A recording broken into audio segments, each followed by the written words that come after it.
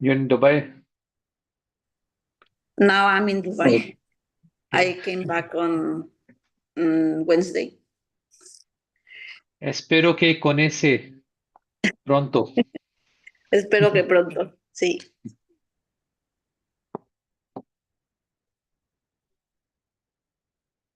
Hmm. Okay, let me start with invocation prayers. Namo Vishnupadaya Krishna Pristhaya Bhutale Srimate Bhaktivedanta Swami Niti Namine Namaste Saraswate Deve Gauravani Pracharine Nirvishesha Shunyavadi Paschat Deshatarine Jai Shri Krishna Chaitanya Prabhu Nityananda Shri Advaita Gadadhar Shivasadi Gaur Bhaktavinda Hare Krishna Krishna Krishna Hare Hare Hare Rama Rama Rama Hare Hare. So those of you, if you can open the video, it will inspire me most. If you're traveling, if you're doing something important thing, it's okay. You can keep it off for your own convenience. So, could we have some recapitulation from the previous class? What did we discuss? Something you can recollect, the part of discussion. What did we discuss? Or obviously we'll revise. Yes, Geeta ji. Jai Shri Krishna. We discussed something about the difference between the relative problems and real problems that we have. Real problems are common to all, Hmm. and nobody wants it, and nobody can avoid it, like death, birth, disease, old age. Hmm. And we spoke Good. about Very well said. Hmm. mind, Yeah, intelligence, continue, and continue, continue, please. mind, intelligence, and ego are the part of a subtle body that goes with us after we die. Hmm. Correct. Anybody else can recollect something? Yes, Jaya ji. You are muted. You have to unmute yourself. You're muted. Hare Krishna. You also spoke about life quakes. Life quakes. Every Yeah. situation, devotional prayer, sorry, devotional prayer, every situation is a blessing. But the life quakes were three, like miseries due to our own mind and body, miseries due to other living entities, miseries due to natural calamities. And Uh, then you also uh, spoke about the yeah. temporary solutions for the, like the like old age, wrinkles, back pain, temporary solutions, Patch and then up, you patch also up, threw patch light up, patch upon, up solutions. Yeah. Patch up yes, solutions. Right. Correct. and then the real problems, which were like birth, uh, disease, old age, and death, which nobody can Hmm. avoid. Correct. So anybody else? And last, then we'll, if someone has some. Okay. So basically, we discuss about the real problems and relative problems. And Janam Mrityu Jara Vyadi Dukha Dosha Anudarshanam. Krishna says in the Bhagavad Gita. Perceive these real problems as the main problems of life. So we took an example of a jar where we learned Mm. when we try to fix our real problems, the relative problems are adjusted. Small pebbles, sand, and water, that example that we took. So this is what Krishna suggests in the Bhagavad Gita, focusing on your real problems. And other small, tiny problems will get adjusted. So basically, Krishna is telling us uh, to learn to let go in our life. And we learn about the patch up temporary solution for the problems that we have in the material world, and the real solution is going back to Godhead with Krishna in spiritual abode. Now, let us start our discussion today uh, with a new session. Let me see. Yeah.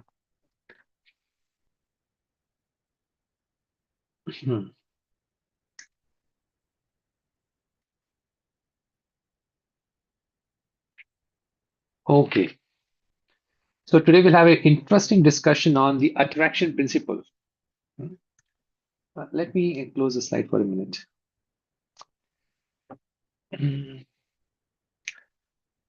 Just one question to you. What are the things in a person that attract us in this material world of a person? You feel attracted to, it catches your attention. What things in a person catches your attention? Or what is attraction principle? How you, any person of, you know him or you don't know him, you feel Physical attracted to. appearance. Physical Means his appearance. beauty. I can say beauty. That's the one thing. We feel attracted to somebody. What else? Kindness. What That is after what knowing, actually. kindness is okay. What impresses your mind? What? So we are trying to know what is the attraction principle in this world. So I can give you one more example. Say the wealth. Say the wealth.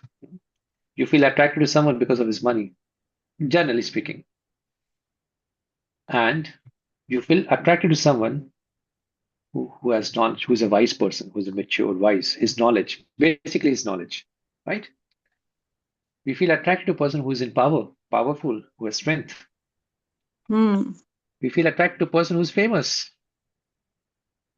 someone who's very famous for his ability, whatever. So let me take my discussion to this flow. Let me share my screen now. The meaning of Bhagavan from the God himself. So we are discussing about the attraction principle. Though there's a law of attraction, we'll not go into that detail, but yeah, somewhere in the future we can have that discussion also. Law of attraction, how the universe attracts your the relationship between you and the universe.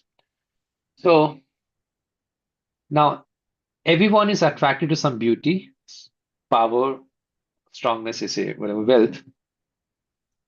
Why? Because let us go more deeper.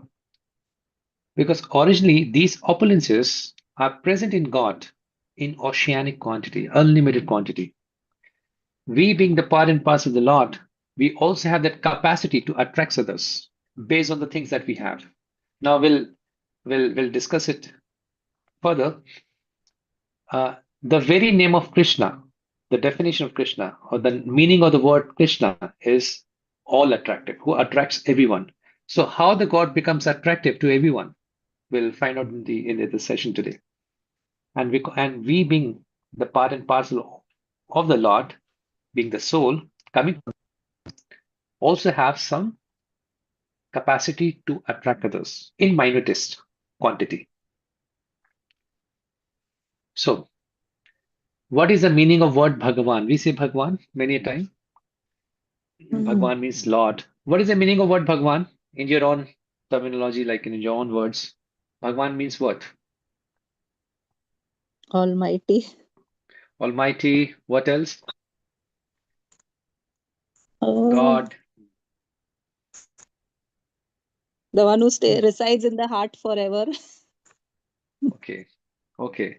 Many times, especially in Hindu culture, we say Bhagavan many times, especially in the time of distress and whatever. Bhagavan, please help me, like everywhere. People address Bhagavan. Bhagavan is there for you. Bhagavan means the definition of the Bhagavan is given by the father of Vedavyas, Vyasadeva, Parashar Muni. Anybody who possesses these six qualities in oceanic quantity, I mean unlimited qualities in unlimited quantities is called the Bhagavan. So Bhaga means, let me now. So soul being part and parcel of the God possess similar qualities, but in minute proportion, in a minutest proportion. Now, let me define the Bhagavan. It is made up of two words, Bhag plus Van. Bhag means opulence, Van means one who possesses the opulence. So Bhagwan has been referred in Bhagavad Gita 28 times. Whenever there's a verse which is spoken by Krishna, so Vyasadeva writes Bhagavan Shri Bhagavan Uvacha. And in Bhagavatam also comes 140 times. Because there's a Bhagavad Gita is a conversation between Krishna and Arjun, and there's a Sanjay and Dhritarashtra also. Two dialogues are happening. Now, somebody say I'm a millionaire, billionaire, but the Lord says I'm the Lakshmipati, the total sum total of total wealth of this world. Now, what are the six opulences of Krishna or the God, which makes him Bhagwan? Bhaga means opulence, and there are six opulence, and the one who possesses six opulence, beauty. The Lord is supremely beautiful. Nobody can match the beauty of Krishna. So we get attracted to small beauty of this world, which is the creation of the Lord.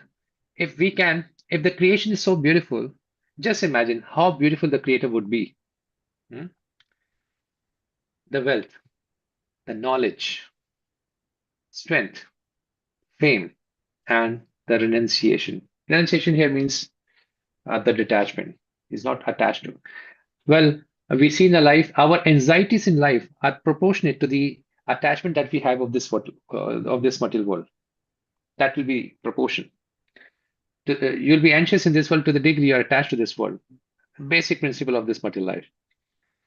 So the Lord is supremely, unlimitedly beautiful, and his beauty keeps on increasing every moment. The devotees, they see the Lord, and the Lord is very beautiful. The next moment, the beauty is increasing. So beauty, wealth, knowledge, strength, fame, and renunciation. One food for thought. We say, I think I mentioned other day also, perhaps in this class or maybe somewhere, we say that God is all powerful. I mean, he has strength, he's all powerful. There's a word that we use for is omnipotent. The Lord is omnipotent, he's capable of doing everything in this world. And let us say the knowledge part now. The Lord is omniscient, he knows everything about the creation, he knows everything. And in psychology, we say the psychic moments, which means what is going in your mind. So the Lord understands our psychic moments. In the sense, he understands what you think, what you do, what is your intention behind any action, how do you react, what do you think, what is going on in your mind, basically. So Lord is omniscient and omnipotent. If someone is omniscient and omnipotent, and when we approach the Lord with some difficulties, so he knows everything about me, he's capable of doing everything for me, but still nothing is happening, it means the Lord has a plan. Just one food for thought. So these are the six opulences. Remember, I'll take a test at the end. Beauty, wealth, knowledge, power or strength, fame, and renunciation. And this has been described by the father of Vyasadeva, who wrote the Vedic scriptures, Parashar Muni. He defines what is Bhagavan. Now, what is the relationship between us and the Supreme Lord? The soul and the Supreme Soul, the Krishna and we, is Lord is the Supreme Person and we are his part and parcel. We are his parts. And that part is called eternal servant. And the relationship between the Lord and us is of service. Now, we'll explore this service relationship between us and the Krishna.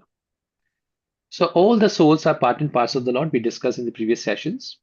Mame Vansho Jiva Loka, Jiva Bhuta Sanatana. So we quoted that verse. So they can get only, the Bhagavad Gita says, they can get nourishment and happiness by service to God. This is what Krishna is inviting again and again in Bhagavad Gita.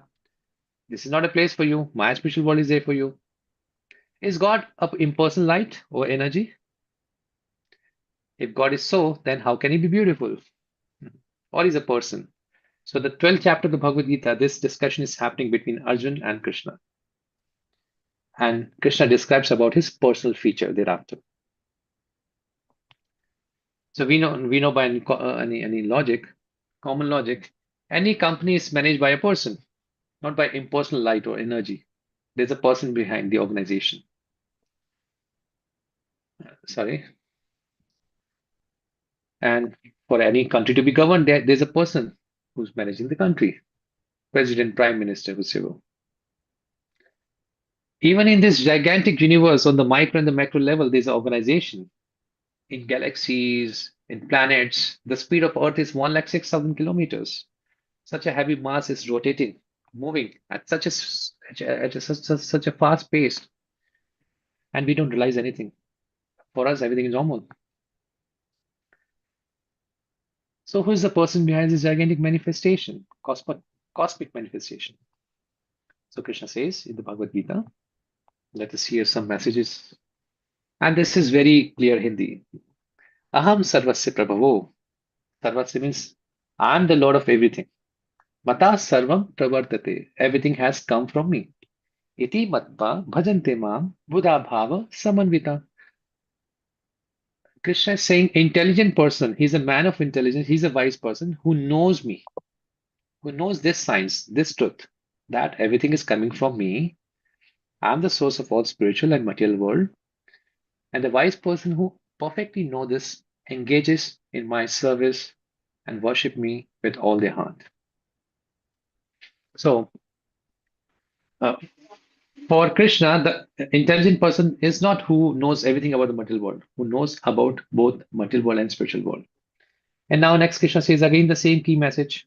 Perhaps we quoted previously also. Na tad bhasate suryo, na shashanko na pavaka, yad katva na nivartante tadhama paramam mama. Na tad bhasate suryo, na shashanko na pavaka, yad katva na nivartante tadhama paramam mama. Now Krishna is giving information about his spiritual world. That my spiritual world, my supreme abode of mine is not illumined by the sun, moon, or fire or electricity. There's no need of electricity. No need to pay any bill. And Krishna says further, those who reach it, those who come to my spiritual world, never return to this material world. If you remember, we discussed while discussing the problems in the previous session, the relative problems and the real problems and the miseries associated with that. We discussed Krishna suggesting, this is a place of miseries, Two features, the Khalyam, Shashvatam. This is a temporary place and full of miseries. So, now in this world we see, we talk about souls. The greatest evidence or the proof of the soul is the consciousness. We have the consciousness.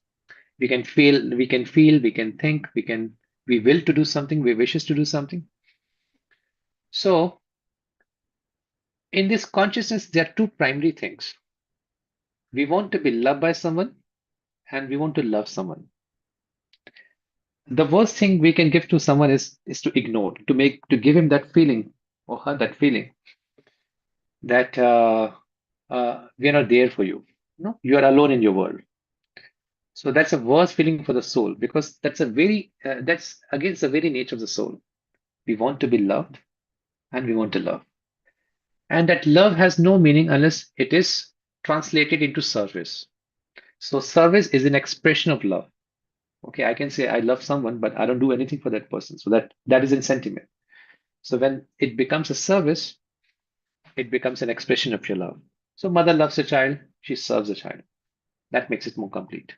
So loving and service is an innate tendency in all of us. And that is because of the consciousness which is given which is pervading as a soul. Now, where should we repose our loving and service propensity? That is important. We have propensity to love and serve others, but how it can be properly reposed, utilized, can be applied. Now, let me have some discussion here. Thereafter, we'll take forward. What is dharma? How do you define dharma? What do you know about the dharma? What is the meaning of dharma? Because to bring you up to this point of loving and serving, the dharma has to do something so that this understanding of love and service will become more complete. What is dharma? How do you define dharma? Anybody? We talk about dharma, so much thing. We should be dharmic. Commonly, people talk about so much about the dharma. Hindu dharma, this dharma, that dharma. Okay, don't be tough, audience. Yes. Hare Krishna. Yes, Jayaji. Hare Krishna, Hare Krishna. Uh, Obligatory duties, probably, Okay. but Some it sort is of dharma of the duties. soul. So I'm not sure about dharma of the soul that you will No, be able to. I'm not Yeah, talking about the soul. I'm not talking about the soul. just basic dharma. Yeah, then the duties. Duty. Okay. What else? What could be the definition or meaning of the other meanings? This is what occurs to me right away. Okay. Let me have the discussion. Not okay, Geeta ji, you want to contribute? Say. Duties towards all the other living beings in the society, Okay. not only our family, but everybody. Okay. Okay. Let me show you now. The dharma has a very profound meaning according to the Bhagavad Gita and the Vedic text. So, dharma means the nature, the intrinsic or the essential nature of something which cannot be taken away from a thing. That's called the dharma. Just like, for example, the dharma or the nature of the sugar is sweet. The sweetness you cannot take away from the sugar. Another example, the dharma of the or the nature of the salt is saltiness, to be salty. Similarly, the dharma of the ice is to be cold, and the dharma of the water is to be liquid. So anything which you cannot take it away from it, the essential, intrinsic, or the permanent quality of or the nature of something. Similarly, what is the nature of the soul? If you just can get to know this thing, you can perceive the world differently with different outlook from the eyes of Krishna. What everyone else is doing in this world and how they're mistaken in doing so. So dharma of the soul is to serve God unconditionally or with unconditional love. That is the dharma of the soul. Now, if you look around this world, everyone in this world is serving one and another. You are serving somebody in this world. You cannot sit idle in this world. Not you have nothing to serve. If somebody has no one to serve, they keep a pet, so that they can serve their dog, they can serve their cats, because that's a very nature. If you don't serve the Lord, you will serve somebody in this world. Obviously, service to others and service to God goes also hand in hand. One serves the Lord, he serves the other living entities also in some capacity. But the point is, service is a one principle. In this society, A is serving B is serving C is serving D. So one is serving somebody in this world. Because, because service part is the essential qualities of the soul, which cannot be taken away. Saltiness cannot be taken away from the salt. Sweetness cannot be taken away. Similarly, the service capacity to serve others cannot be taken away. But so the relationship between the Lord and the soul is of eternal and eternal relationship of service. That eternal love and service to God is called Sanatan Dharma. Sanatan means what? Eternal. It's not about Hindu Dharma. The eternal. The soul is not Hindu. The soul is not Christian. The soul is not Islam. Soul is part and parcel of the Supreme Lord. So Sanatan Dharma means eternal Dharma, the eternal nature of the soul. And that the relationship between us and the Lord and the Krishna is of service, loving service. Just a man forgets his parents, relative because of some disease. So we have forgotten our love and service to Krishna. That's why we suffer in this world. And once we revive this service capacity by certain processes, the service capacity and that love will be reposed directly towards Krishna. And one who loves God, he loves everyone, by the way. So having forgotten God, we are reposing that love and service in temporary relationship of this material world. Because the very nature of the soul is to love and serve. Remember? So if you don't serve the Lord, and you will find the service, we don't say you should not love your family, serve your family. That has to be there. They are natural object and object of affections. But simply loving them won't make it complete. So one who loves God, he loves everyone. So loving others in the eyes of God with connection with God. So we have spouse centeredness, family centeredness. This is my family. This is my money. Sorry, this is work centeredness, possession centeredness, pleasure centeredness, and pet centeredness. So forgetting God, we try to repose our love and service in temporary relationships of this world, and that never makes us to be felt complete. Okay, so leaving the Lord's company, we are forced to be born again, and in this world filled with agony again and again. One poet by a devotee. Now, this is Krishna,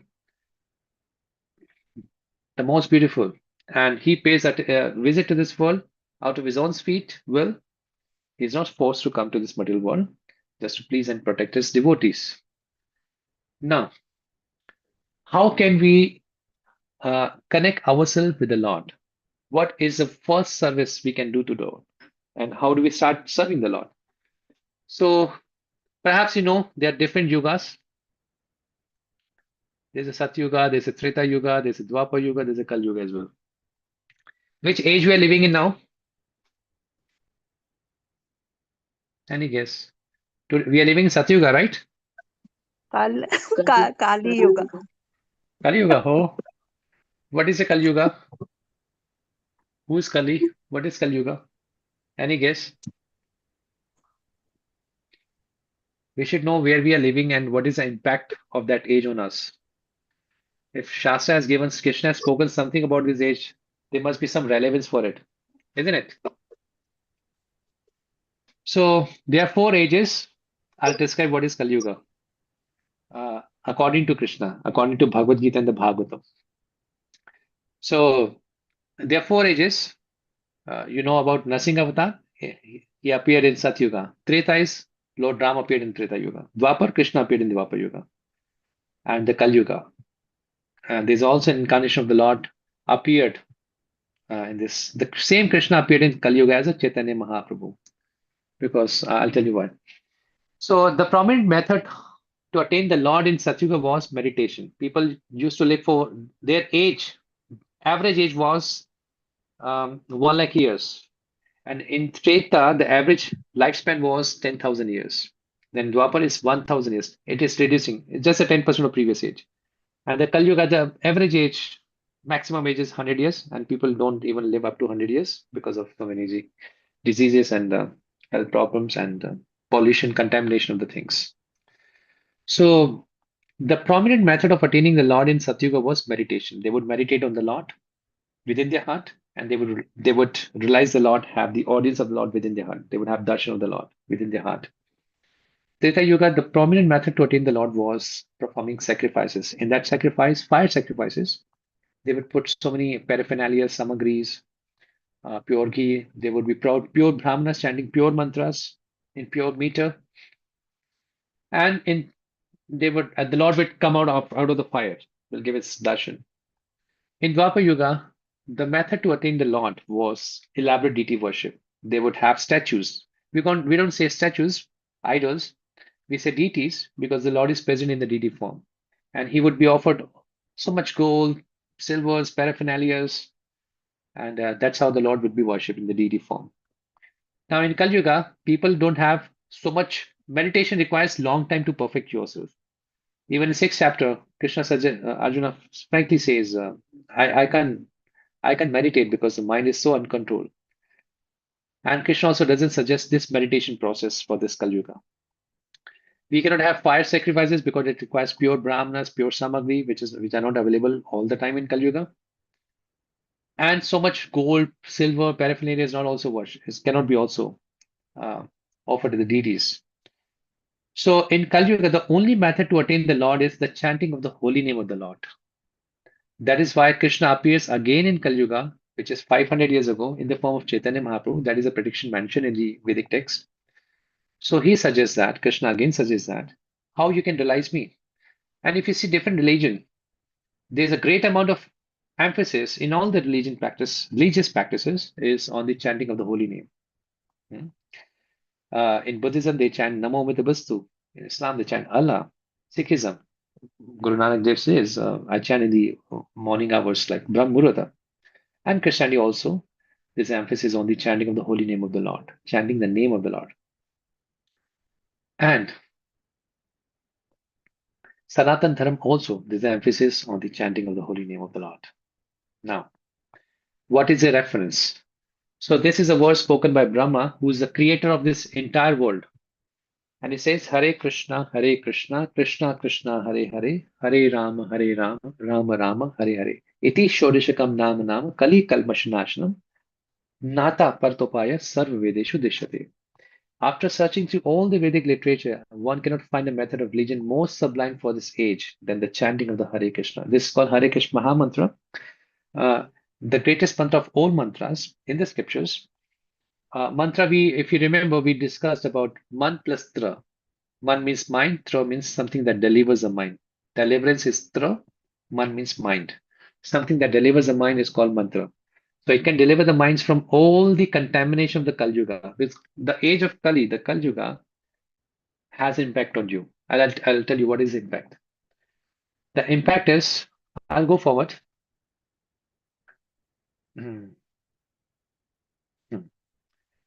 So this is the last verses of the Bhagavatam. Kale dosha nidhi rajan asyeko mahan guna. In this age of Kali Yuga, which is full of ocean of faults, but there's one good quality that simply by chanting the Hare Krishna Maha Mantra, one can become free from all bondage and promoted to spiritual world, the world where Krishna lives, and where Krishna guarantees you will never return to this world. The two prominent qualities of this Kali Yuga is two things. It's again say there's no means of deliverance other than chanting the Hare Krishna Maha Mantra. These are two qualities. Yeah, this seems right.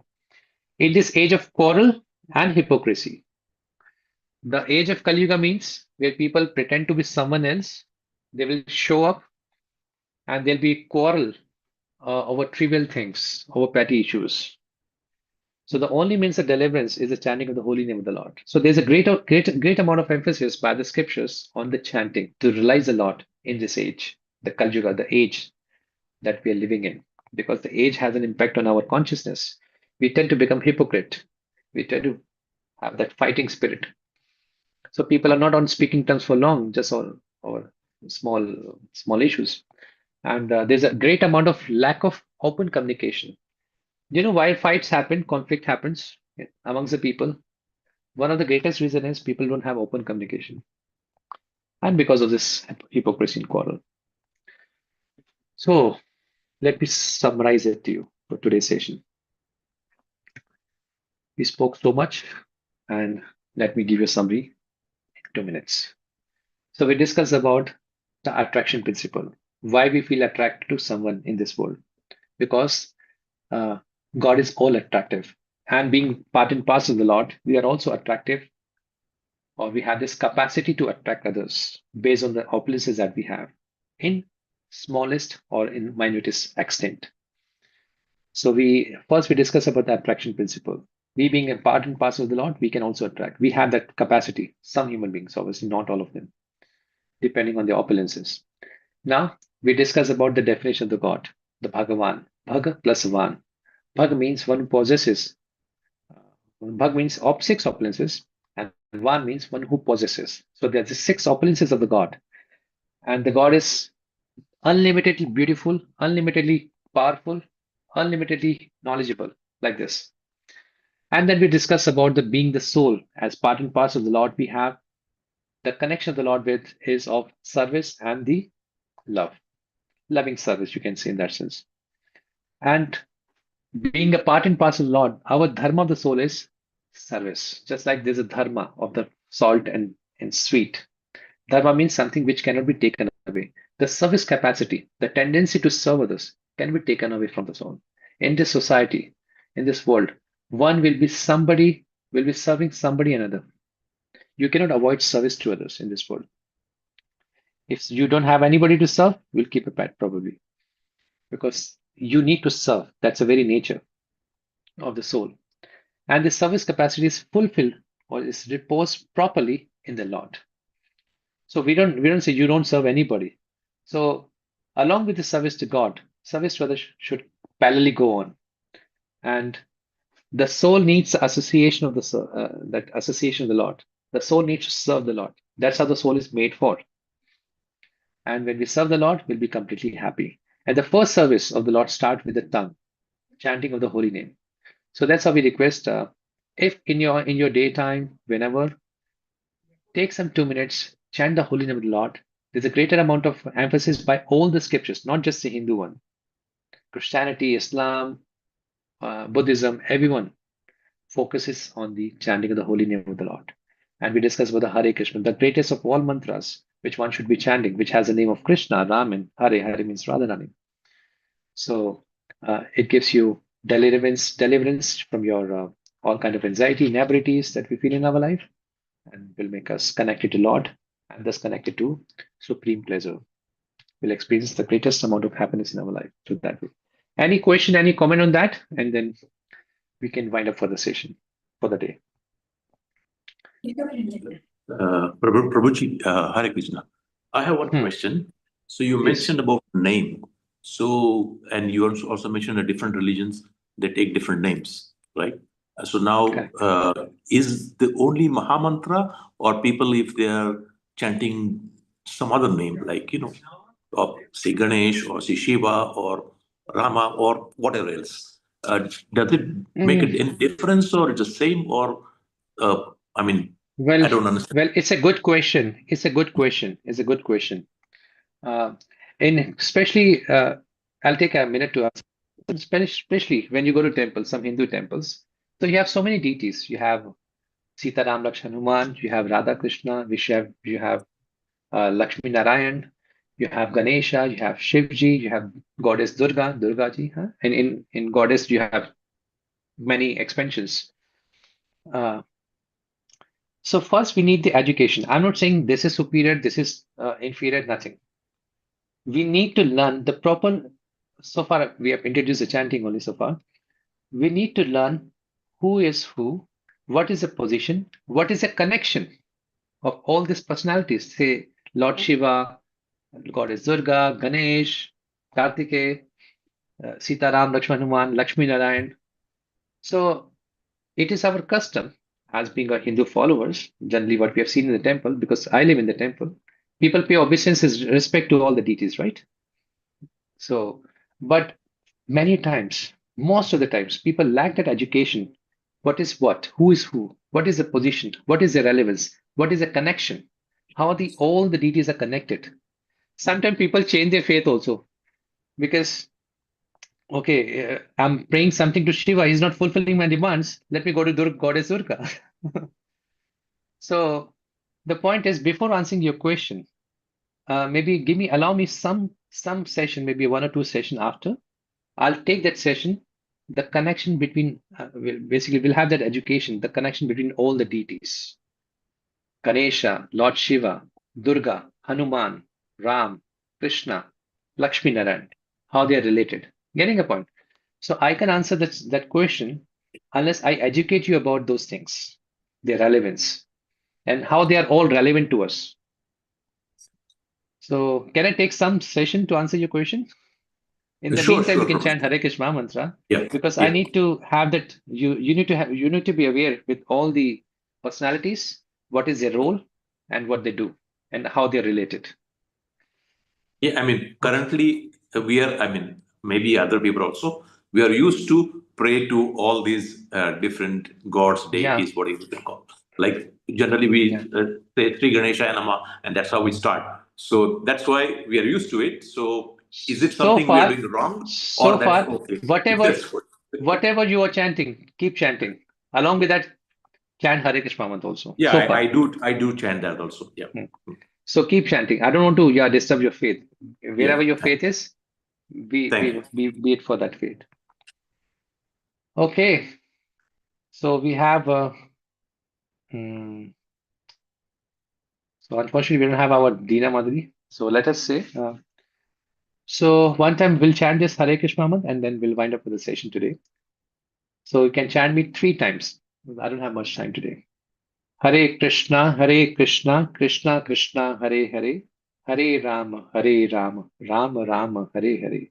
Hare Krishna, Krishna Krishna, Hare Hare, Hare Rama, Rama Rama, Hare Hare.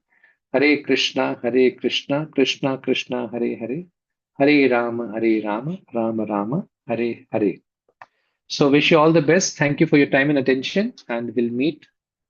Actually, there's a lot of things need to be understood about the God and spirituality, the relevance, the soul. So I'm in a nutshell, just revising something in a half an hour discussion of Sunday we can have for you. So there's a lot to know more. Okay, thank you so much. You have my number on the WhatsApp. If you have some personal questions in common, you can approach me personally also. I'm available for your service. Thank you. Hare Hare Krishna. Krishna. Hare Krishna. Now, thank you so much, Prabhuji. Hare Krishna. Thank you.